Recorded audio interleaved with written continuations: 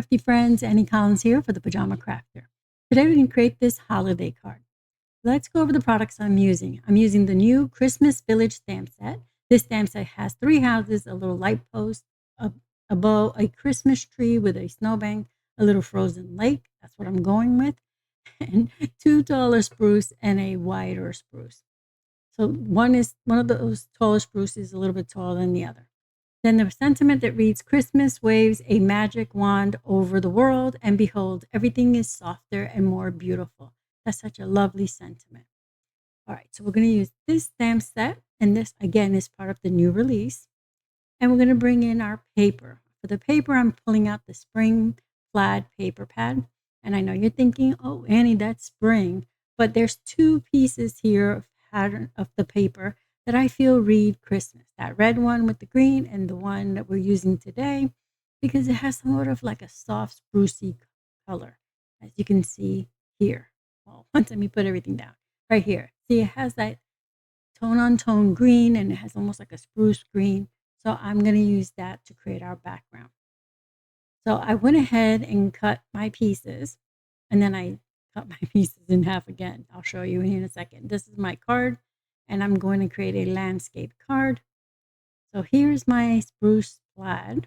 That's what I'm calling it, spruce plaid. I don't know, that's not the official name. So I'm going to use that there.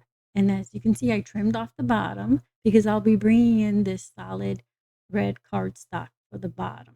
That'll create the anchor that I'm looking for.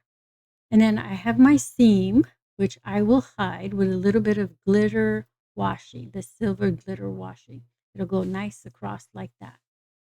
And then I will create my focal point on this white piece of cardstock that I've trimmed down.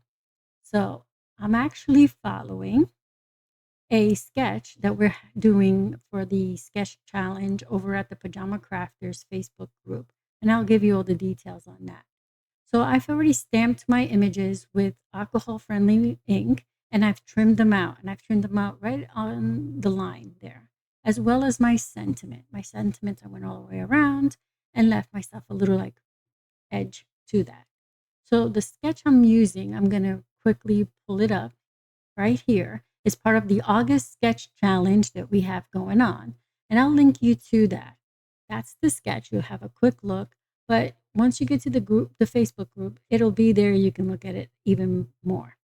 And your rules are use the sketch and Pajama Crafters product. It doesn't have to be a holiday card, just letting you know. I'm creating a holiday card. I'm going to bring in some light blue ink. I'm using that distress one, and some glitter glue. You can use the glitter glue you want. I'm using this Nuvo what is it, White Blizzard or whatever. It's just to give a little extra shimmer. I'm going to use alcohol markers to color my images. Here I pulled out my OLOs. You can use any alcohol marker or any other coloring medium you prefer. I'm going to bring in some crystals, gems to add the little finishing touch. I zoomed in a little tighter here so that you can see what I'm doing. And these are the images we'll be coloring. I'm going to start with the little street light here. And I'm going to start with our bow. I'm going to color that with red. So it's R0.6. And I'll be sure to put the equivalent of what it is in Copic in the description. Because I have both OLOs and Copic. So that'll be the easiest for me to put those. All right, so that's our bow. For the little glow of light, I'm going to use Y23.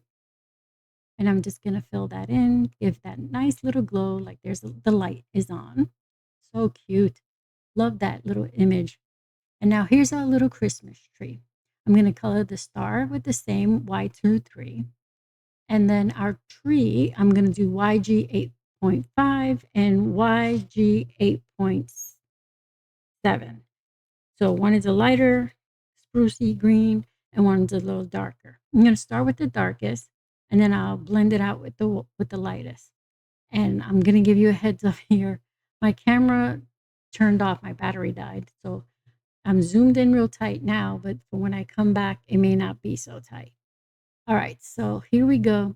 I'm doing the lightest, getting that all done, filling it all in. this is such a cute little Christmas tree, and like I said, it has the little snowbank. I just trimmed that because I didn't need it for the little scene I'm making. But how cute would it be to put all the trees and just that one as your main holiday tree, like a little forest of trees. So for the ornaments, I'm using the same R0.6 that I used for the bow. And there's our tree all done. So cute. So here's the house. I'm going to create. I'm going to color the house in reds. I'm going to start with the 0.6, and I'm doing the base of the house. And then there's like little brick lines drawn in, and those I'm going to do with a darker more color. So I'm just filling in the background here, making sure not to color the window area, the door, because the door is going to stay black because it came in as a solid. And there are little bushes outside the house that I do not want to color either. Make sure those stay uncolored until later. So now I'm going to bring in the darkest marker, and I'm going to color right under the roof line and be creating a little shadow between our windows, and all those brick areas, I'm darkening them because we're putting, emphasis on them. So I'm going to fill in the next side here as well, doing the same thing, coloring the entire thing in the 0.6, and then the darkest color is R7, sorry, R1.7. There we go. Doing the same thing around the roof line, on the edges, and all those brickworks, and on the base to make sure our house looks anchored. So the little windows, I'll color those with the yellow marker, but the trees, I'm going to do the same as I did before. The same ones I colored the Christmas tree. I'm going to do all this, color all those little bushes. There we go. And in the windows, I'm going to color it with the Y marker, which is the Y23, to create that glow of the lights are on. And that little tree has a Christmas tree inside. You just see the little corner of it. So a little edge. I'm just going to do it with the lightest of the two greens. And there we go. Our house is done other than the snow. So I'm going to use my Cool Gray 1 or the CG1, and I'm just going to add a little shadowing there. Our images are all colored. I'm going to set them to the side, and I'm going to bring in that little rectangle piece of cardstock, which is going to be our focal point. So I'm going to pull in my light blue ink here, and I'm going to just blend it from the top down, getting lighter as we go. So I want the most ink towards the top here, and then it'll fade out because I'm going to create faux snow bank, so to speak, on the bottom by leaving the white. And then I don't want it super dark. I just want just a hint to let you know that that's the sky. So here we go. And I keep blending that out until I get it how I like. Excuse me. And we're almost there. I'm going to check. Doesn't look like much right now, but once you put the house, you see now you can see the difference. And you have to blend it out gradually so you don't have that like strict cut off line. All right, so let's bring in the rest of the elements of our card. So I'm going to start by flipping these two panels over. I'm going to put them against each other. And then I'm going to bring in some repositionable tape right here. That's repositionable sticky tape or scotch tape, really. So I'm going to tape these two pieces together. I do this so I can move it as one piece. It'll be easier to make sure everything is nice and centered. So now it's one piece, easy to move around. I'm going to get my card situated, and I'm going to first put my washi tape down. Now this washi is quite wide, and I don't want that big wide thing. So all I did was cut it in half so that I have a bit narrower piece. Put that on there, press it in place, and then I'll trim off the rest once I straighten it out. There we go. And I'll trim off that little piece that we do not need. And now I can adhere this to my card base. Now it moves all as one piece, just makes it easier for myself.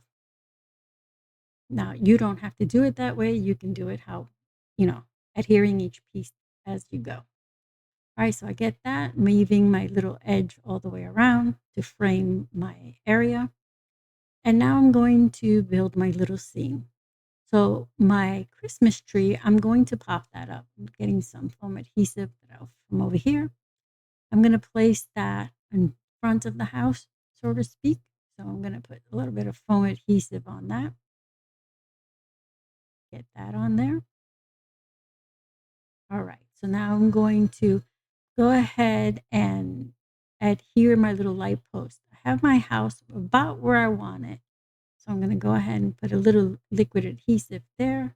And I know I'm gluing that to the edge here. Make any adjustments as needed.